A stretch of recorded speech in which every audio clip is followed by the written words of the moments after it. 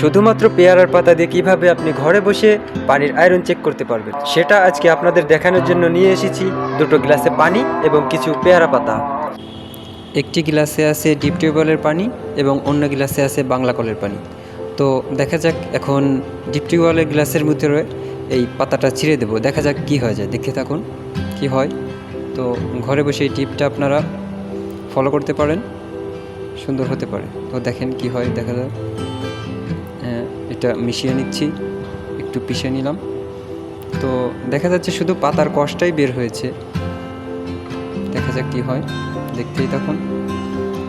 এবার বাংলা কলের যে পানিটা এবার এটাই দিব ছিঁড়ে ছিঁড়ে, এটাই কি অবস্থায় সেটা দেখা যাক। পিষে দিয়ে একটু দেখা যাক কি হয়, দেখতে থাকুন। ইন্না নিল্লাহ, দেখুন কি অবস্থা, কি অবস্থা, কি একটা অবস্থা হয়ে গেল না। এই যে দেখছেন বাংলা কলের পানি, হ্যাঁ এটা কি অবস্থা একটা, আল্লাহু আকবার, এটা কি হতে পারে। সো গাইস, এরকম এক্সপেরিমেন্ট পেতে আমাদের চ্যানেলটি সাবস্ক্রাইব করে দিন এবং ফেসবুক পেজটি ফলো করে দিন। ধন্যবাদ।